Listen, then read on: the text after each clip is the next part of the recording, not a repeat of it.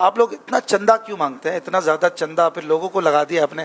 تو ویسے پاکستان میں بھکاری بہت زیادہ ہے، دنیا بھر سے ہمیں بیکلیش آ رہا ہے، اور آپ نے بھی یوں کہتے ہیں کہ بھائی بھکاری بنا دیا ہے. تو کیا ایسا ہی ہے واقعی؟ دیکھیں، دعوت اسلامی میں کتنے لوگ چندہ کرتے ہیں؟ اگر آپ غور کریں، دعوت اسلامی تو ملینز لوگوں کی تحریک ہے، اور دعوت اسلامی کے اگر 40,000 امپلائیز ہیں تو سارے چندہ نہیں کرتے. اگر یہ بار بار کہتے ہیں نا کہ جو باہر ڈبے لگے ہوئے ہیں یا باکسز لگے ہوئے ہیں، تو چونکہ میں اچار کا نگران ہوں، میرا خیال ہے پورے پاکستان کے تمام اس مجلس کے اراکین 2,000 کے قریب ہوں گے جو کام کر رہے ہیں. اب 2,000 افراد، 25 کروڑ کے ملک میں 2,000 افراد ہیں جن کا کام باکس جا کے کھولنا ہے. باکس لگائیں گے تو کھولنے والا بھی تو کوئی چاہیے نا. اچھا، اگر اس کو پازیٹیولی لیں تو وہ 2,000 لوگ کون ہیں؟ وہ بھی غریب لوگ ہیں، ان کو جاب مل گئی ہے، ان کو جاب مل گئی، وہ جاب کر رہے ہیں. اب دعوت ان کو ٹارگٹ ہوتا ہے باکس نہیں بھرے گا تو آپ کو سیلری نہیں ملے گی. ان کا باکس بھرنے سے کوئی تعلق نہیں ہے، ان کو باکس کھولنے سے تعلق ہے. وہ پر باکس جتنا کھولے، 10 روپے نکلیں یا 1,000، ہاں، ان کا اتنا ہی، لاکھ روپے پہ زیادہ نہیں ملے گا، کم پہ کم نہیں ملے گا. تو ان کی ٹائمنگز ہے، کچھ لوگ ٹائم کے اجیر ہیں، کچھ لوگ کام کے اجیر ہیں. ٹھیک ہے نا. اب دعوت اسلامی کی اگر 40,000 امپلائیز ہیں، اس میں سے 2,000 لوگ وہ ہیں جن کا یہ کام ہے، تو باقی 38,000 تو دین کی خدمت کر رہے ہیں نا. میجورٹی تو اس کی کیلکولیشن تو کریں. آؤٹ آف 40,000 2,000 بنتے کتنے ہیں؟ 5%. دعوت اسلامی کے 5% امپلائی کا کام چندے کے یہ باکسز وغیرہ لگانا ہے. باقی امپلائیز تو کوئی امام ہے، کوئی مؤذن ہے، کوئی مدرس ہے، کوئی مبلغ ہے، دین کے کام کر رہے ہیں. اب 2,000 افراد اگر پوری دعوت اسلامی کے لیے کام کر رہے ہیں تو یہ تو نارمل سی بات ہے. جس تنظیم میں لاکھوں والنٹیئرز ہوں، آپ والنٹیئرلی کام کرتے ہیں، میں الحمدللہ کرتا ہوں، ایسے لاکھوں ہیں. تو یہ تو کوئی ایسی بات نہ ہوئی. اب دیکھیے، بات یہ ہے کہ چندہ کیوں کرتے ہیں؟ دس از گڈ کوشچن.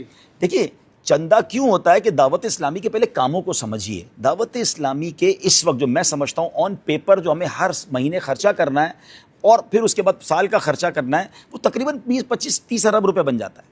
اور اس کے بعد کچھ خرچہ ہوا جو آن پیپر نہیں ہے. وہ اس لیے نہیں ہے کہ جو علاقوں میں مسجدیں بن رہی ہیں، آپ کے علاقے میں جو بھی مسجد بنتی ہے 15-20 کروڑ سے کم کی بنتی نہیں، جس علاقے میں آپ امامت کر رہے ہیں 22 کروڑ کی جگہ ابھی آپ نے 22 کروڑ کی جگہ لی. تو یہ پیسے اگر آپ کیلکولیٹ کریں تو دعوت اسلامی شاید سال کے 60-70 ارب روپے خرچ کرتی ہے. تو 60-70 ارب روپے، اور یہ پاکستان، دنیا کے ملاؤں تو شاید یہ 70-80-100 ارب بن جائیں گے. پوری دنیا میں مراکز بن رہے ہیں، مبلغین کام کر رہے ہیں. تو 100 ارب روپے جو تنظیم سال کے خرچ کر رہی ہے تو وہ جمع کر رہی ہے تو کر رہی ہے نا.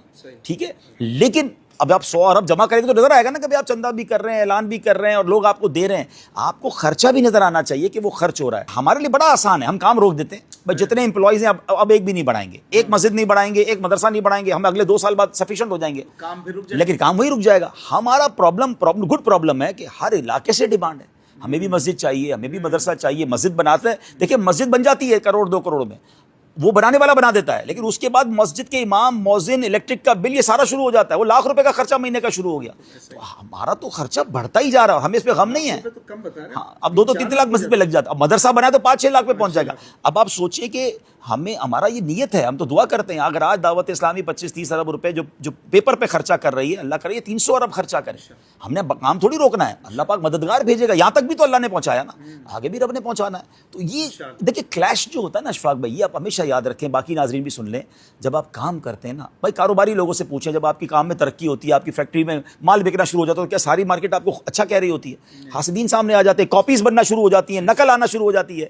تو آپ جب اتنا بڑا دین کا کام کر رہے ہیں تو بیکلیش آئے گا، کچھ لوگوں کو پرابلم ہوگی، کچھ کے مفادات کو ٹھیس پہنچے گی. آپ یا رسول اللہ کہیں گے تو کسی کو ایشو ہوگا، آپ ہر صحابی نبی جنتی جنتی کہیں گے تو کسی کے مفاد پہ ضرب پڑے گی. آپ نبی پاک کی ختم نبوت پر بات کریں گے تو اس لابی کو پرابلم ہوگا. تو یہ تو جتنا کام بڑھے گا پرابلم آئے گا. دل بڑا رکھنا ہے اور کام کیا جانا ہے.